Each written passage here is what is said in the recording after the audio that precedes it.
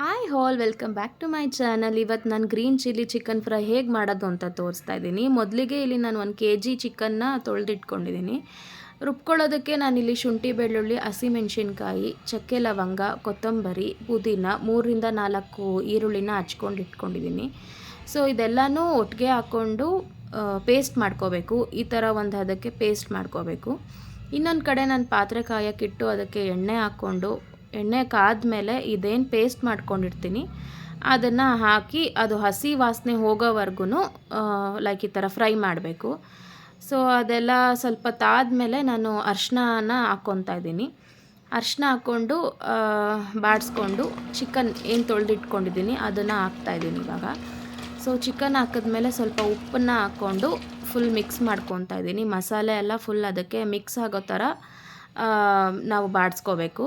So ಇಲ್ಲಿ ಅಷ್ಟು mix ಆದಮೇಲೆ ನಾನೊಂದು ಪ್ಲೇಟ್ ಮುಚ್ಚಿ ಅದು ಬೇಯೋಕ್ಕೆ ಇಡ್ತಾಯಿದ್ದೀನಿ. ಸೊ ಇಲ್ಲಿ ನಾನು ಯಾವುದೇ ಖಾರ ಪುಡಿ ಆ್ಯಡ್ ಮಾಡ್ತಾ ಇಲ್ಲ, ಅದ್ರ ಬದಲಾಗಿ ಚಿಕನ್ ಮಸಾಲ ಆಚಿ ಚಿಕನ್ ಮಸಾಲ ಅಂತ ಅದನ್ನು ಆ್ಯಡ್ ಮಾಡ್ತಾಯಿದ್ದೀನಿ. 2 ಸ್ಪೂನ್ ಆಚಿ ಚಿಕನ್ ಮಸಾಲ ಮತ್ತು 3 ಸ್ಪೂನಷ್ಟು ಧನಿಯಾ ಪೌಡರ್ನ ಹಾಕ್ಕೊತಾ ಇದ್ದೀನಿ.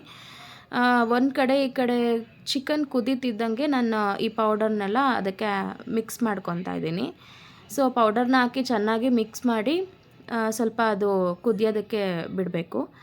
ಖಾರ ಇಲ್ಲಿ ಏನಕ್ಕೆ ಬೇಡ ಅಂತ ಅಂದರೆ ಹಸಿಮೆಣ್ಸಿನ್ಕಾಯಿ ಹಾಕ್ಕೊಂಡಿರೋದ್ರಿಂದ ನನಗೆ ಖಾರ ಬೇಡ ಅಂತ ಅನಿಸುತ್ತೆ. ಸೊ ಮತ್ತು ಕಲರು ಕೂಡ ಅದು ಖಾರ ಪುಡಿ ಹಾಕಿದ್ರೆ ಚೇಂಜ್ ಆಗುತ್ತೆ.